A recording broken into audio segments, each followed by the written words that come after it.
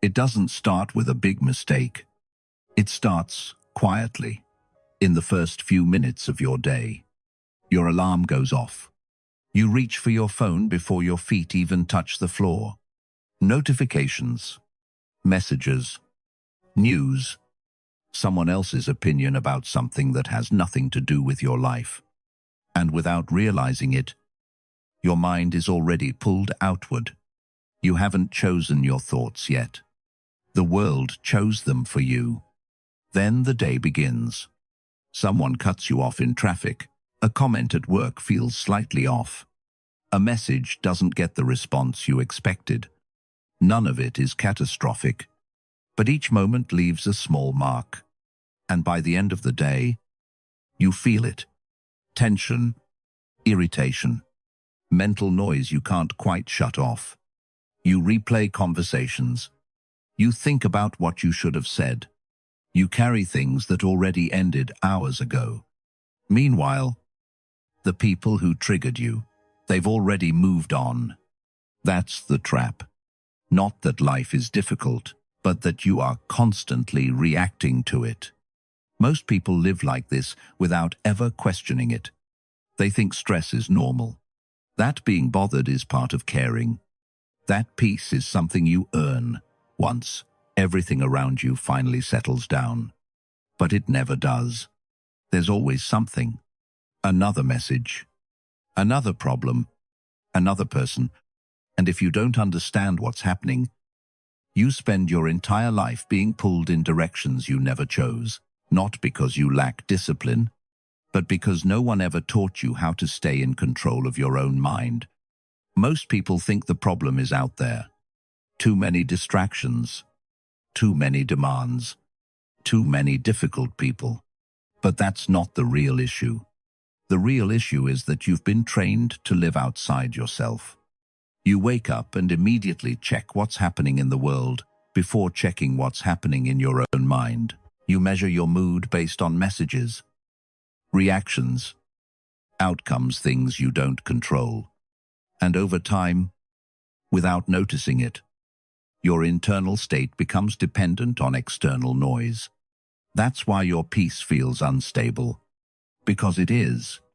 It's tied to variables you can't manage. A comment can shift it. A delay can ruin it. A single moment can throw off your entire day. And when your state is that fragile, life starts to feel unpredictable, not because it is, but because you are. This is what the Stoics understood with brutal clarity. They realized that most suffering doesn't come from events themselves, but from the way we interpret and react to them. The world doesn't control you directly. Your relationship to it does. And if that relationship is built on constant reaction, you will always feel pulled, pressured, and off balance. But there's another way to live. A way where your thoughts aren't dictated by the last thing that happened, where your mood doesn't rise and fall with every external shift, where you stop outsourcing your stability to a world that was never designed to give it to you. It starts with one shift. You stop asking, "What's happening out there?" and start asking, "What's happening within me?" Because the moment your attention moves inward, your control begins to return. The first shift is learning to see things without adding to them. Most people don't realize how much they distort reality in real time. Something small happens and instantly, the mind builds a story around it. Someone interrupts you, and it becomes disrespect. A short reply turns into rejection. A mistake turns into failure. But if you slow it down, what actually happened is much simpler. A person spoke. A message was sent. An action occurred. That's it. Everything else, the meaning, the emotion, the weight you added, this is where most people lose control. Not because of the event itself, but because of the interpretation they attach to it. The Stoics trained themselves to separate the two, to see the event first clean, neutral, unfiltered, and only then decide what it means, if it needs meaning at all. Because the moment you stop reacting to your interpretation, you stop reacting blindly. Think about how many times your mood has shifted because of something that, objectively, meant nothing. A look, a tone, a delay.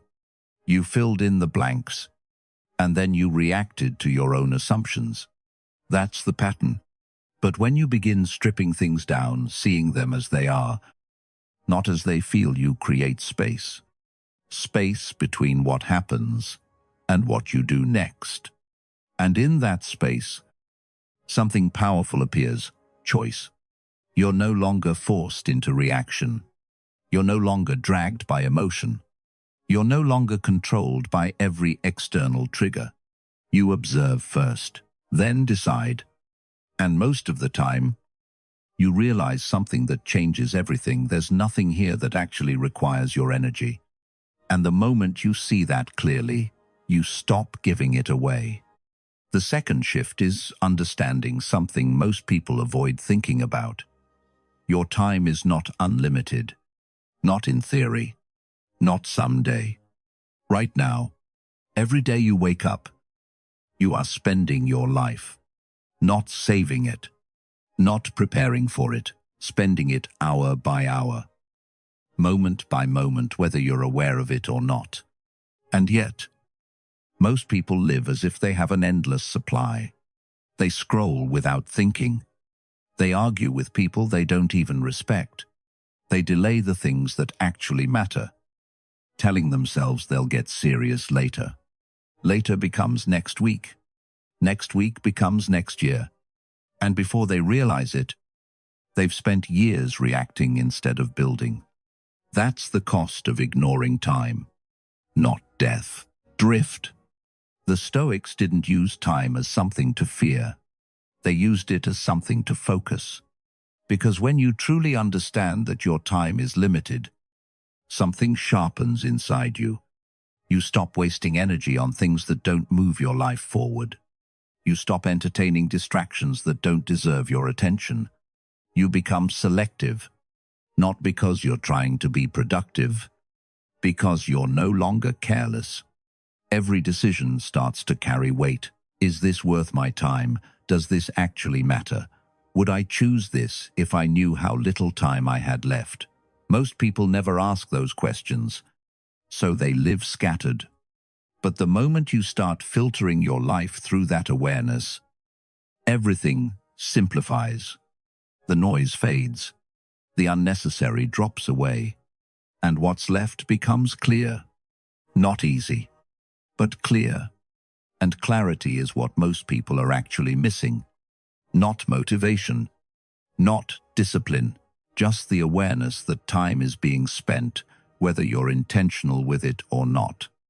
Once you see that, you stop treating your life like something you can afford to waste. The third shift is learning to become comfortable with discomfort. Most people spend their lives trying to avoid it. They avoid hard conversations. They avoid difficult work. They avoid anything that feels inconvenient, uncertain, or slightly uncomfortable. And over time, that avoidance shapes them. They become fragile. Because when your life is built around comfort, even small disruptions feel overwhelming. A delay ruins your mood. A challenge feels like pressure. A moment of uncertainty turns into stress. Not because the situation is extreme, but because you're not used to resistance. This is where the Stoics took a completely different approach. They didn't run from discomfort. They trained with it. Not in extreme ways, but intentionally. They chose the harder option sometimes. They exposed themselves to inconvenience. They practiced doing things without relying on perfect conditions. Why? Because the more you face discomfort voluntarily, the less power it has over you. You stop fearing it. You stop reacting to it. You stop needing everything to feel easy in order to function. And that changes how you move through life. You handle pressure better. You stay steady when things don't go your way. You don't fall apart when conditions aren't ideal, because you've already been there. Most people wait for life to force discomfort on them. And when it does, they struggle.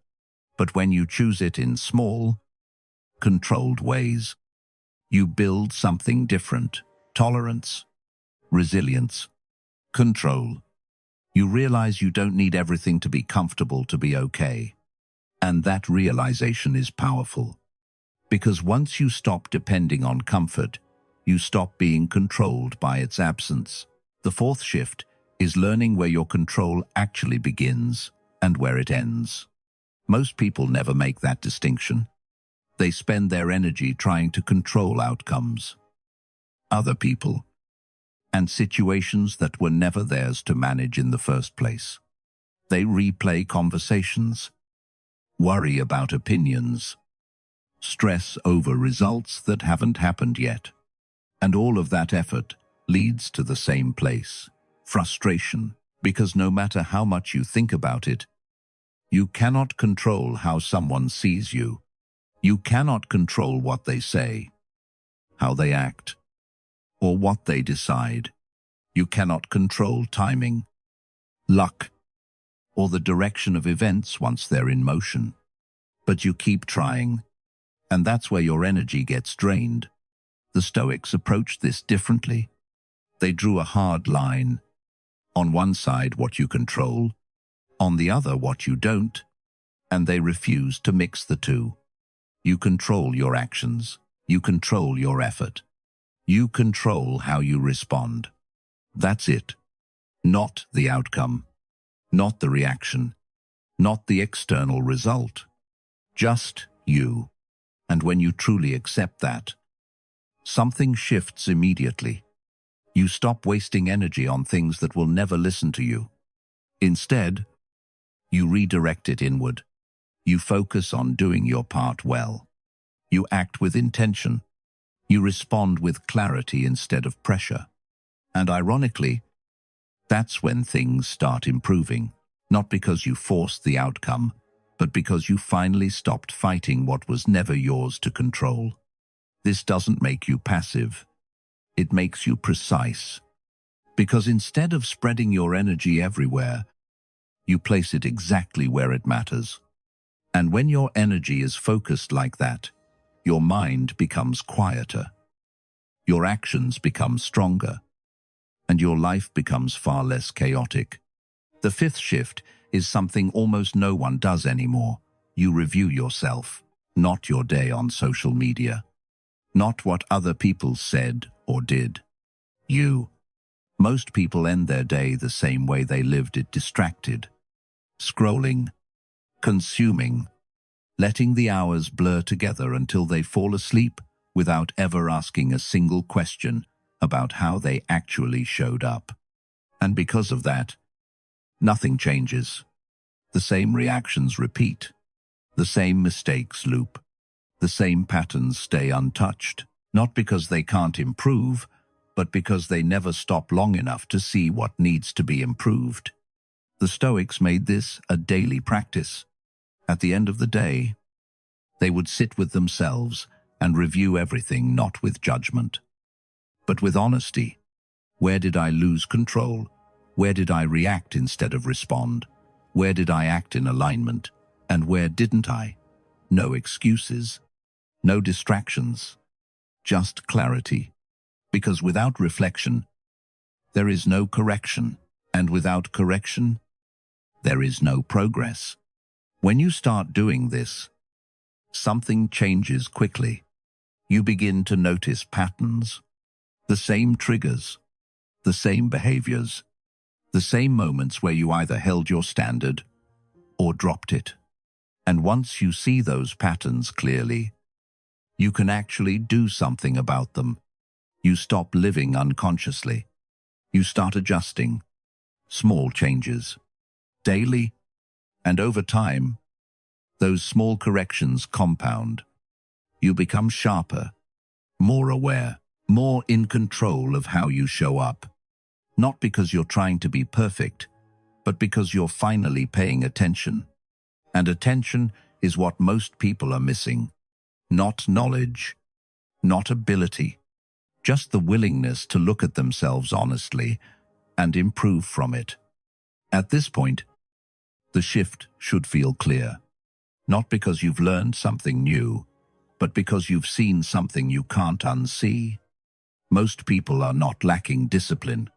They're scattered, pulled in different directions by distractions, emotions, other people's opinions, and a constant need to react. They're not in control of their lives because they're not in control of their attention. And everything changes when that attention comes back to you, when you see things clearly instead of emotionally, when you treat your time like it matters, when you stop avoiding discomfort, when you focus only on what you control, when you review yourself instead of blaming everything else. You stop drifting, you start directing, and it doesn't happen all at once. It happens quietly, in small moments. The pause before you react, the decision to stay focused, the choice to let something go instead of carrying it. These are not dramatic changes, but they are powerful, because they build something most people never develop: stability. And when you become stable within yourself, the world stops feeling chaotic, not because it changed, but because you did. You're no longer easily pulled, no longer easily triggered, no longer dependent on everything going your way to feel okay. You become steady, clear, controlled, and that's what the Stoics understood better than most people ever will. You don't need to control the world. You need to control yourself. So don't try to change everything at once. Start with one habit. Practice it today, then repeat it tomorrow. Because the man who becomes consistent with himself eventually becomes unshakable.